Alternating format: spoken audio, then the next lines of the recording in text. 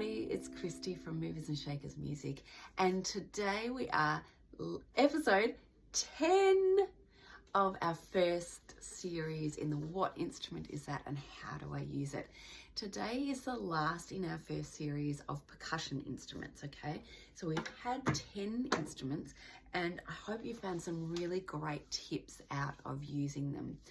And inspiration, because that's what we're aiming for. Everybody has different situations where they use their instruments, but I'm sure everybody can take a few little tips and inspiration from what we've learned so far.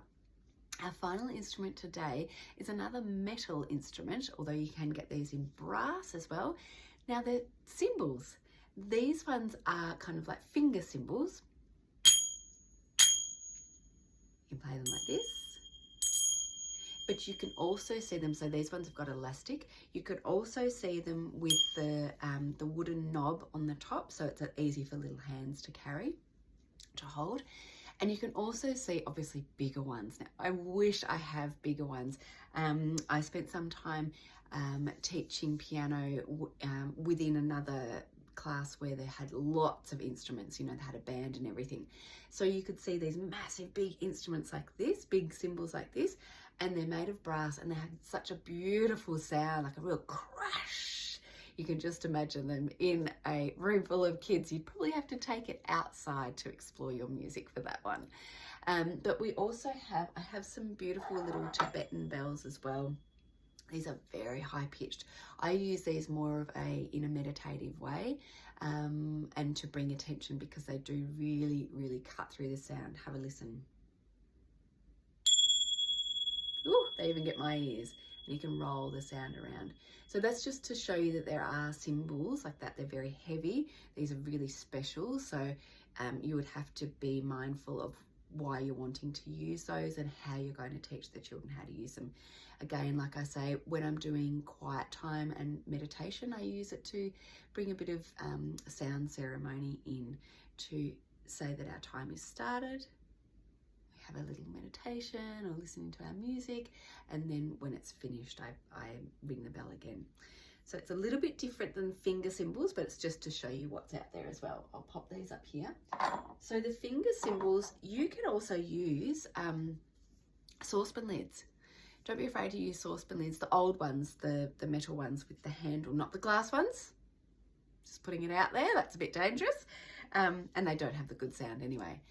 But cymbals are a really good option for crossing the midline as well, fine motor control, and bringing your attention to a particular element of a song, for example. So often they'll be used in, or often I'll use them, you know, the I hear thunder, hark don't you. So you can use them as a I hear thunder, hark don't you, and then roll them. Pitter patter raindrops,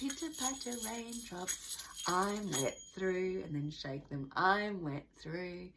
So yes, we can make a sound by clashing them together, but we can also make a rolling sound when we rub them together. And that's a very small sound as well. Getting the children and the students you work with and care for to listen to the difference in sound quality as well. There's another one. Oh, this is the way we clap our hands. You know that song? Well, this is the way we clap our cymbals, clap our cymbals, clap our cymbals. This is the way we clap our cymbals early in the morning, or whatever time you're using. Sometimes I say when we're making music, and you can say this is the way we rub our cymbals, rub our cymbals, rub our cymbals. This is the way we rub our cymbals when we're making music. And you can use them as well just as an action. You know, if I'm just doing this on my knee, obviously there's not going to be a lot of sound, but just to get them to use one hand at a time, because that again is a really big skill for your 2 and 3 year olds, to actually isolate that part of their body that needs to be working, because often they'll just do it at the same time. Okay, so we can do them, we can tap, tap, tap, tap, walking with the cymbals, tap, tap, tap, tap, walking just like me, and then we can bounce, bounce, bounce, bounce. Now again, we're not making a sound with the cymbals, it's more the action with the cymbals, but that's still a way that you can use them. Okay, so your action steps from this week is to find some saucepans, grab some finger cymbals, grab the bigger ones if you've got access to them, have a look, and you know, it's a circle, you're bringing shape as well. So have a look, have a play around with them, model how to use them by clapping them together. Oh, it's a loud sound. Talk about the quality of the sound. Loads of things you can do. You can do the everybody clap your cymbals when you're making music, or you can do the I hear thunder. Have a great time with them. That's the end of our first series, getting all my words muddled up. First series is over now with our percussion instruments. I've put the link down there for a new short course that I've got to do with pitched instruments. Now that takes a little bit more of explanation, so it's a short course, very affordable course if it's something that you are wanting to bring into your early learning program. There's so many benefits for using pitched instruments, in particular supporting that phonemic awareness, all to do with our phonological skills, literacy, numeracy, that kind of thing.